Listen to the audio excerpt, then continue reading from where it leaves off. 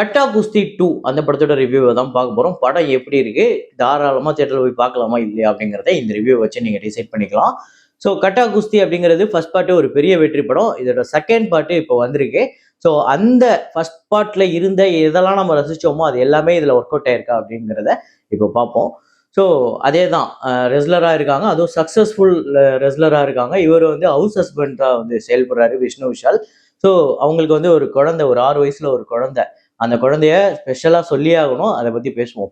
So இந்த படத்தோட கதை என்ன அப்படிங்கும்போது, ஒரு சக்சஸ்ஃபுல் ரெஸ்லரா இருக்காங்க ஒய்ஃபு. ஹவுஸ் ஹஸ்பண்டா இருக்கக்கூடிய நம்ம விஷ்ணு விஷால் அவங்களுக்கு வந்து எல்லா ஹெல்ப்பும் பண்றாரு. சமைச்சு கொடுக்கறதுல இருந்து எல்லாம் பண்றாரு.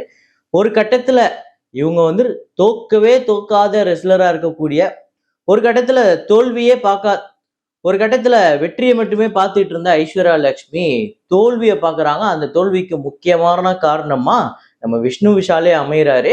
அதுக்கப்புறம் இவங்க 2 பேர் பிரியறாங்க. இதுக்கப்புறம் இவங்க 2 பேர் சேர்ந்தாங்களா? விஷ்ணு விஷால் அதுக்கப்புறம் என்ன பண்ணாரு? ஐஸ்வர்யா லட்சுமி என்ன காரணத்துக்காக மறுபடியும் சேர்ந்தாங்க அப்படிங்கிறதெல்லாம் மீதி கதை. ஸோ இந்த படத்துல பாசிட்டிவ் அப்படின்னு சொல்லணும்னா எக்கச்சக்கமான விஷயம். அதுல முதல் விஷயம், இந்த படத்தை பயங்கர எங்கேஜிங்கா ஒவ்வொரு சீனுமே தியேட்டர்ல என்ஜாய் பண்ற அளவுக்கு இந்த படத்தை வந்து படமாக்கப்பட்டிருந்தது. ஸ்கிரீன் பிளே நல்லாவே பண்ணியிருந்தாங்க. பயங்கர எங்கேஜிங்கா இருந்தது. ஃபேமிலியோட போய் உட்கார்ந்தா நல்லா சிரிச்சுட்டு நல்லா வரலாம். அப்படிப்பட்ட ஒரு ஃபேமிலி என்டர்டெய்னரா அமைஞ்சிருக்கு. அந்த அளவுக்கு எங்கேஜிங்கா கொண்டு போயிருக்காங்க. அதுல ஐஸ்வர்யா லட்சுமி இவங்க வந்து ஒரு ரெகுலரா, ஸோ ஆக்சுவலா எனக்கு தெரிஞ்சு ஐஸ்வர்யா லட்சுமியை தாண்டி இந்த கேரக்டருக்கு வேற யாரையுமே யோசிக்க முடியாதுன்னு நினைக்கிறேன். அந்த அளவுக்கு உண்மையிலேயே நல்லா பண்ணியிருக்காங்க. விஷ்ணு விஷால் சொல்லியே ஆகணும். இது வந்து ஒரு மெயின் ஹீரோ சப்ஜெக்ட் கிடையாது. ஒரு ஃபேமிலி சப்ஜெக்ட். அதுலயும் முக்கியமா ஹீரோயினோ சுத்தி தான் அந்த கதையே போகும். அப்படிப்பட்ட ஒரு கதையில அவரோட கேரக்டரை அவ்வளவு சூப்பரா பிளே பண்ணியிருக்காரு. எனக்கு ரொம்ப சர்ப்ரைஸா இருந்தது யார் அப்படின்னு பாத்தீங்கன்னா, அந்த குழந்தை 6 வயசு பெண் குழந்தை வந்து, அதாவது விஷ்ணு விஷாலுக்கும் ஐஸ்வர்யா லட்சுமிக்கும் மகளா இருக்கக்கூடிய அந்த குழந்தை பயங்கரமான பெர்ஃபார்மன்ஸுங்க. ஆக்சுவலா இதுதான் ஃபர்ஸ்ட் டைம் நான் அவங்கள பாக்குறேன். Super performance. அவங்க அவ்வளோ மனசுல நின்றுட்டாங்க அந்த கேரக்டர். அப்படியே அதை பார்க்கும் போதெல்லாம் என்னமோ நான் என் குழந்தையா பார்த்த மாதிரி இருந்தது. அவ்வளோ கனெக்ட் ஆச்சு. அந்த விஷ்ணு விஷாலுக்கும் பொண்ணுக்கும், அந்த அப்பா பொண்ணுக்கு அந்த பாண்டிங் வந்து அவ்வளோ சூப்பரா இருந்தது. அவங்க வந்து காமெடி, ஆக்சுவலா நிறைய காமெடியன்ஸ் படத்துல இருக்காங்க. ஆனா அவங்க காமெடி நிறைய இடத்துல ஒர்க் அவுட் ஆகுது. நிறைய எமோஷன் சீன்ஸ் எல்லாமே நல்லாவே பெர்ஃபார்ம் பண்ணியிருக்காங்க. ஸோ எனக்கு தெரிஞ்சு இவங்க ஒரு பெரிய ரவுண்டு வருவாங்க கோலிவுட்ல அப்படின்னு சொல்லலாம். ஸோ கட்டா குஸ்தி 1ல நம்ம எதெல்லாம் ரசிச்சோமோ, எதனால அந்த படம் வெற்றி படமாச்சோ, அதை கொஞ்சம் கூட மறக்காம அந்த ஃபிளேவர்ஸை அப்படியே வச்சு கட்டா குஸ்தி 2 கொடுத்துருக்காங்க. ஒரு ஃபேமிலி என்டர்டெய்னரா அமைஞ்சிருக்கு.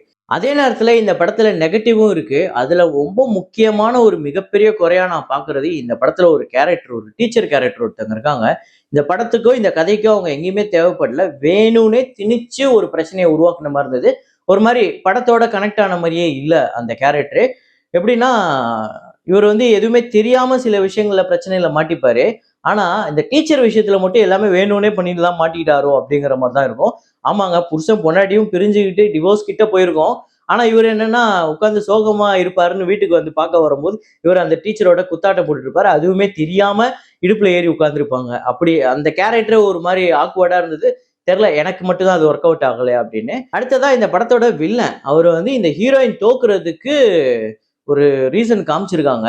அது சுத்தமா இந்த கதைக்கு ஒட்டல. ஆக்சுவலா அது ஒரு இல்லாஜிக்கலா இருந்தது. அந்த அவர் வந்து ஏன் பழி வாங்கணும்னு நினைக்கிறாரு அப்படிங்கிறது. ஸோ அதுக்கு பதிலா வேற ஏதாவது ஸ்ட்ராங்கா ஒரு ரீசன் வச்சிருந்தாங்கன்னா இன்னும் நல்லா இருந்திருக்கும். அப்புறம் இது இல்லாம ஒரு கோர்ட் ரூம் சீன் ஒண்ணு இருக்கும். நம்ம ரம்யா கிருஷ்ணன் கூட இதுல ஸ்பெஷல் அப்பியரன்ஸா வருவாங்க. ரொம்ப லேகா அப்படியே இழுத்துக்கிட்டே போச்சு. இது உண்மையிலேயே கோர்ட் ரூமா இல்ல பெட்ரூமா? இந்த அளவுக்கு சும்மா வளவளன்னு தேவையில்லாததெல்லாம் பேசிக்கிட்டு இருக்காங்க அப்படின்னு. கோர்ட்ல உண்மையிலேயே அப்படிலாம் பேச முடியுமா? என்னதான் இது ஒரு காமெடி படம்.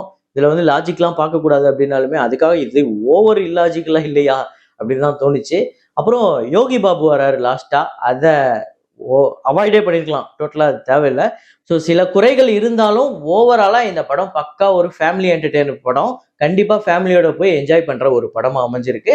விஷ்ணு விஷாலுக்கு மீண்டும் ஒரு பிளாக் பஸ்டர். அதாவது கட்டா குஸ்தி 1 தொடர்ந்து ஒரு பெரிய வெற்றி படமா அமைய போகுது இந்த படம். ஸோ உங்க எத்தனை பேருக்கு இந்த படம் பிடிச்சிருக்கு அப்படிங்கிறத கமெண்ட்ல போடுங்க.